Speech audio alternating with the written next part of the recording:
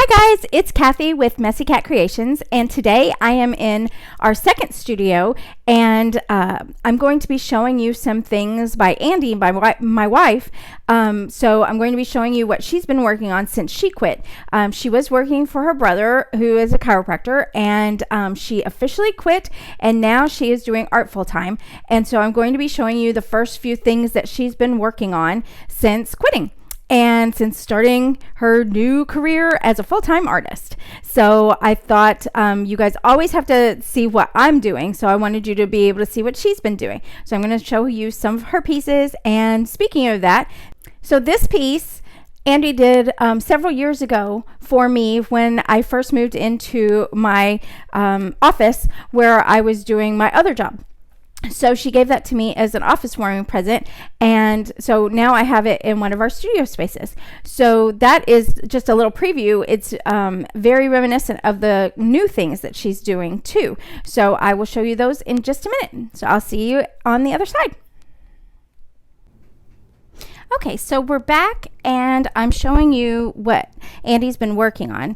These are I'm sure you've heard of linoleum block prints. Well, this isn't a typical linoleum block. It is a 12 by 12 substance. I don't know exactly what it is, but it's thicker than regular linoleum. And so she had a 12 by 12 block, and out of that 12 by 12 block, she's been able to create all of these stamps. And so she carves into the stamp. This is what the stamp looks like. It's that thick, and so she's carved into it. This is the blank space, so this doesn't get printed when it's printed. The only thing that you see on a print is what is shown in black. These are some smaller ones that she has done that allows her to do background imagery, and same with the tree. She uses the tree as background imagery. She corrected me and told me she has not used the tree one yet. She's going to be using that in the future. But I can show you some of what these look like when they're put together and when they're separated. So this is just a example of what this piece does when you print it on a piece of paper. So that is the crow with no background. And then I'm also going to be showing you this piece. This is what this tiny little piece does. That little piece made this whole entire block. So she carved it in such a way where when you turn it and print it and print it and print it, it creates this whole design here. So now I will show you some examples of what she's been doing with these carved blocks.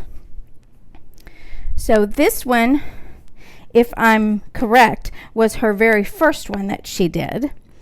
And this one is using her crow and that block right there. That block right there is what she used to create the whole background. And then here's this block. And so it's the crow, and in order to create the background, she's going to put that down. That is the stamp that she used to make the background for this one. So this one is the same crow middle block, but this is where she used the little small one that I showed you to make the entire background. And then this one over here is another print, and in order to do this one, she used that little block that she carved in order to do that background. And that one is really interesting. Oh, and she said she used that one and that one and that one on the crow piece, because that one is super interesting, because what happened was when she creates these pieces, in order to do the background, she does the background separately. So her pieces start out looking like this. So that's what the piece will start out looking like. And then she does the background afterwards, which is completely opposite to what you would think, at least what I would have thought. So then she covers that with a piece of newsprint that she has cut out that's the exact same size. So she covers it with that piece of newsprint. And so when she attaches that down onto the substrate, then she uses the background blocks to print all around it. Well, after doing several of her prints, the piece of paper that she was covering, the mask that she made that was covering the crow, turned out so interesting that we both really, really liked it. I was just such a huge fan of what it looked like that inspired this piece over here. So she actually printed on the crow after she printed the original black. She used all of the separate background carvings to go over the crow to make it look as much like this piece as she possibly could. So I was such a fan of that. Then she did a background. It's funny because the way I do art, I would have done the background first probably and then printed the piece over the top of the background. But that's much more difficult because then you get the background showing through the crow. So the way she does it is much more ingenious and I think turns out much cleaner and really beautiful. So once she does a printing, then she uses pens and inks and markers in order to go around some of the prints. I don't know if you can see, but she used a Micron black ink pen to go around the background in this one. And then on this one, she used some permanent colored markers. I think they were like a navy blue and an orange that she used to go around the little circular background pieces. So I just wanted to show you some pieces today of what she's been working on, and I hope you enjoyed it. And if you have any questions, please let me know. Oh, she did want me to show you one last thing. This is what her tree print looks like. So you can do it to the side, you can turn it up like that, you can do a lot of different things with this print here. And then that is just some test prints she used with some of her background pieces like that piece. So I wanted to show you what the linoleum-esque type block looks like. I'll have to look it up and see what these are called, but they are a take on traditional linoleum. Linoleum is really it's really thin and it's much more difficult to carve into. So what you do is you take one of these, and you can use linoleum if you like, but these are much easier, and I will look it up and put it in the description so that you'll know what we're dealing with. So these are all the little leftover parts from what she carved out. And so you have one of these, and you use a linoleum block cutter like this. So this is a blade that you would carve with, and then it has all of these interchangeable blades that can dig grooves in. This is just an X-Acto knife, but here are all these different blades. This one's a really skinny one that you can make really sharp and much tinier cuts. And then this is a thicker one that will dig out bigger areas. This is like a in-between one, and then here's another in-between one. And they come in these little boxes like this. And you get a whole bunch of different tips with different kinds of edges on them.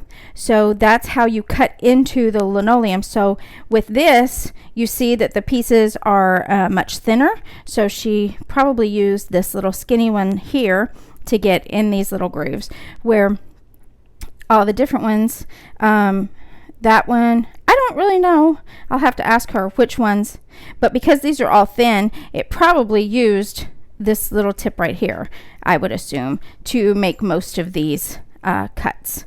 So is that correct? I don't even, that I was actually using as a screwdriver. Oh. I used this one. She was talking about this. She said she doesn't even use this. This is what she used as a screwdriver. Do not do that. Do not do that. Do not listen to what Andy does and says that's not a good way to do anything. Just explaining to you what she just said. This is her X-Acto knife, and it is so old, but she keeps good blades put into it. So that's what she uses to cut up her linoleum blocks. But I think for all of these small ones, correct me if I'm wrong, Andy, would use this teeny tiny one here to get most of these designs. Mm-hmm. So if you have any questions about that, about the technical issue, let me know. This is a brayer. And so what you do is you put down ink onto a surface, and then you roll with the brayer to pick up the ink, and then you roll over these, and then that way you print the printmaker's ink onto your substrate.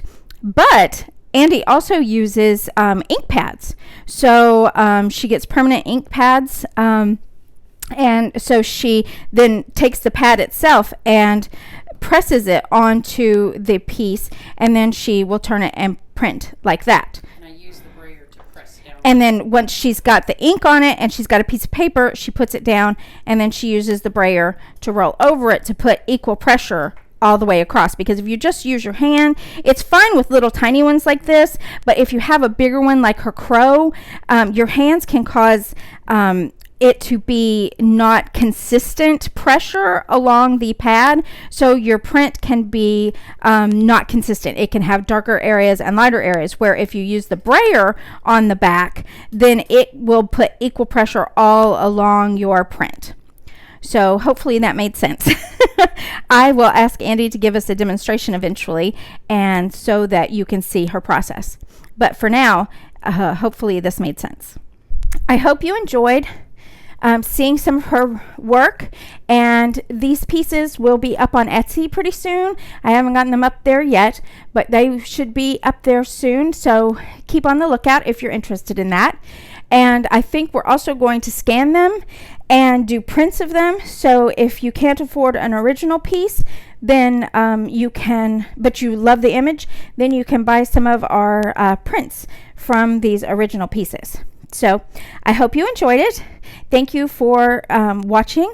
And if you like this kind of video, please like and subscribe and click the notification button. And if you have any questions for Andy, please let me know, and I will get the questions to her and she will answer them for you. And if you have any suggestions on what you might like to see from her, please let me know that too. And I hope you enjoyed. Thank you for watching, and I hope you have a wonderful rest of your day. Bye.